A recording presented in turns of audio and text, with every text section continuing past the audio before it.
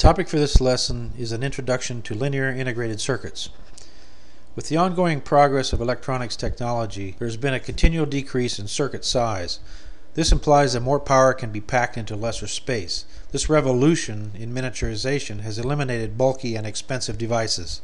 One of the incentives for miniaturization has been the continually evolving space program. It is very important that the components in a satellite are as small and as light in weight as possible. Prior to the advent of IC circuits, small generalized circuits called modules were used. These were circuits consisting of discrete components hardwired in as small a space as possible. The modules were typically enclosed in epoxy with only external connections for power input and output.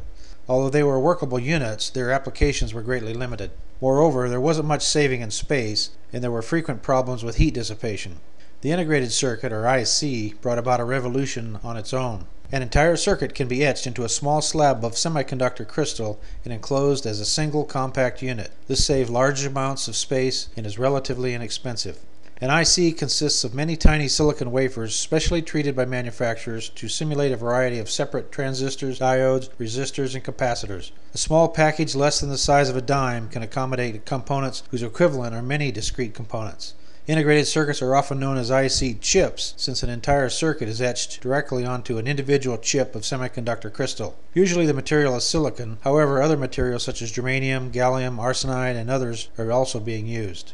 The standard levels of integration from lowest to highest for IC chips are SSI, or small-scale integration, MSI, medium-scale integration, LSI, large-scale integration, and VLSI, very large-scale integration. The SSI ICs bear close resemblance to the old epoxy modules in that they consist of relatively simple circuits arranged in arrays and built around a few ordinary discrete components. They are primarily used as building blocks in more complex systems. They are very versatile and can be used in a wide range of applications. The Lsi circuitry is more complex than an SSI. A single Lsi IC can replace hundreds or even thousands of discrete components. Consequently, this brings about a considerable reduction in size and cost. The IC used in a pocket calculator is an example of an LSI device. An MSI IC is less complex than an LSI IC, but more complex than an SSI circuit. Thus, it lies somewhere in between the two in complexity as well as performance. The MSI circuits are designed to perform a specific function within a larger system.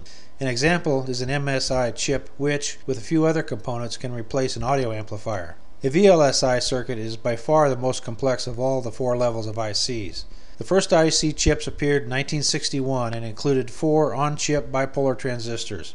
A modern LSI device, for example, Motorola's 68,000 CPU, or Central Processing Unit in computers, may consist of 65,000 to 70,000 on-chip transistors, and designs have been implemented for even more.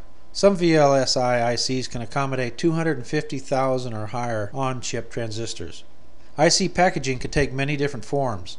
Some may be enclosed in round plastic or metal cans and may resemble oversized transistors, except that there are more than 3 leads.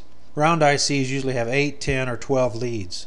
Dual inline packages, or DIPs, are the most common housings for the present-day ICs. The plastic packages are rectangular in shape, generally black in color, and have 2 parallel rows of pins. DIP ICs are generally available with 8, 14, or 16 pins. Some LSI and VLSI devices may have more pins, 24, 28, and even 40 pins. There's a notch or a circle etched into one end of the IC's casing to help identify pin 1. This mark is always present in the front of the device, with pin 1 present to the left when one holds the IC so that the notch is at the top and the IC is viewed from the top.